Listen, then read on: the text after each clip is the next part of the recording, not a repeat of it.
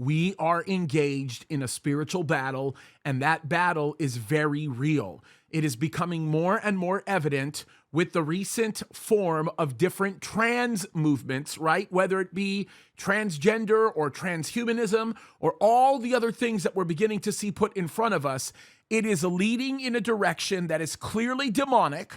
All of what we're seeing right now is demonically inspired, and what it ends up doing fundamentally is exploiting our children and exploiting the very people that it claims to be defending.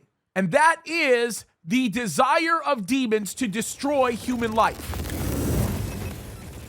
Folks, I have been spending a lot of time talking about this, and I think it's critically important for me to say this again and again and again.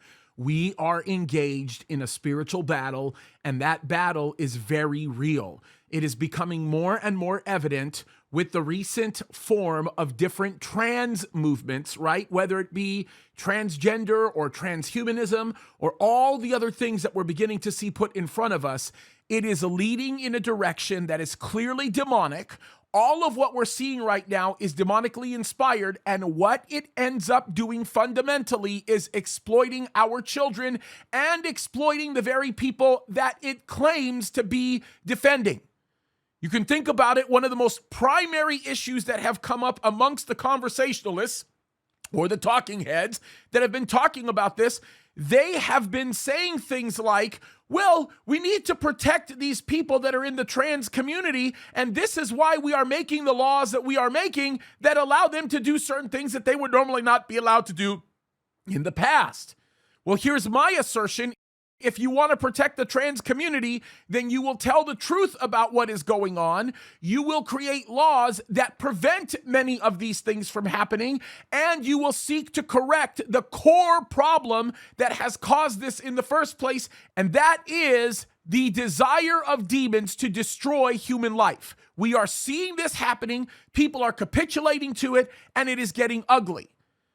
I've said this before, and I'll say it again. The exploitation of those that are the most vulnerable and innocent is happening at a rate that is dramatic, because that's what happens when demons get involved. That is the reality of what we're seeing. I'm looking at an article right now, case in point, that says trans woman showered with 4 Wisconsin high school girls, violated their policy. And now we're looking at a lawsuit being generated from it because these women were legitimately violated.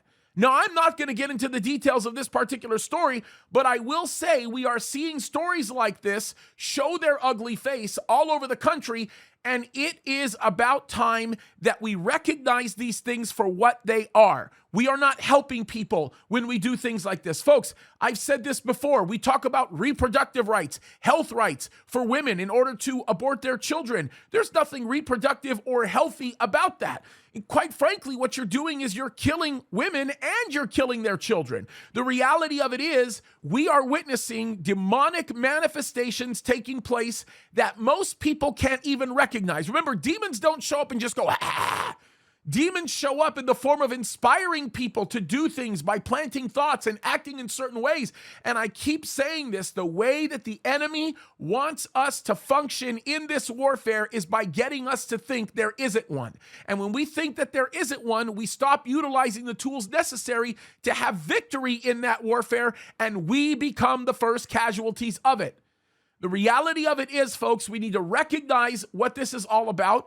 We need to engage, and the only way to effectively engage is by utilizing the tools that have been made available to us. The tool of God's word, the tool of truth, the tool of prayer, the tool of seeking out righteousness, seeking out the things that God desires. Why? Because when those things are implemented, accountability comes into play. And when accountability comes into play, especially when that accountability is built upon the grace and wisdom and wise constraints of God's word and God's law, things change dramatically. They change for the better. Victory is had. Lives are not only saved, but they're changed. And folks, we need to start looking at things this way.